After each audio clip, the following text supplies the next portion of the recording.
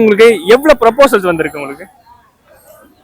ஆக்சுவலா வரும், ஒரு சில ப்ரப்போஸ்லாம் வரும், ஒரு சிலர் ப்ரப்போஸ் பண்ணுவாங்க. ஆக்சுவலா எல்லாரும் உண்மையா தான் ப்ரப்போஸ் பண்ணுவாங்கன்னு எனக்கு தெரியாது. அதே நேரம் நான் ஆல்ரெடி ஏற்கனவே ஒரு டைம் லவ் பண்ணி அதெல்லாம் பிரேக்கப் ஆயிடுச்சு.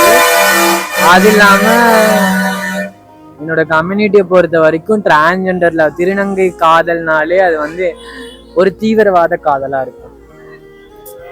ரொம்ப ஆக்சுவலா ஒரு பொண்ணு ஒரு பையனை லவ் பண்றதை விட திருநங்கை ரொம்ப அதீதமான காதலை வெளிப்படுத்துவாங்க, அதீதமான அக்கறையை காட்டுவாங்க, அவங்களுக்கு தேவையான எல்லாமே பண்ணுவாங்க. ஆனா இறுதியில அவங்களுக்கு கிடைக்கிற விஷயம் என்னன்னா, நிறைய காயங்கள், நிறைய கஷ்டங்கள், நிறைய கண்ணீர். அதையும் விட ஹைலைட்டா போகணும்னா கடைசியா அவங்களோட முடிவு தற்கொலையா தான் இருக்கும். எங்க வீட்லயே ஒரு சில திருநங்கைகள் இந்த மாதிரி தற்கொலை எல்லாம் பண்ணியிருக்காங்க.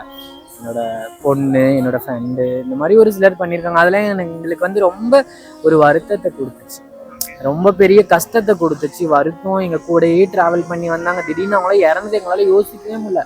அவங்க இல்லை, அதுவும் இந்த மாதிரி லவ்ல போய் இறந்துட்டாங்க அப்படிங்கும்போது ரொம்ப கஷ்டமா இருக்கு. அதனால என்ன சொல்லுவோம்னா, திருநங்கைகளை லவ் பண்ணுங்க, உண்மையா பண்ணுங்க, இல்லைன்னா பண்ணாதீங்க.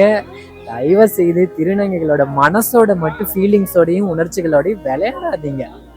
இது எதோட வேணா விளையாடுங்க, அவங்களோட உணர்ச்சிகளோடையும் ஃபீலிங்ஸோடையும் விளையாடாதீங்க.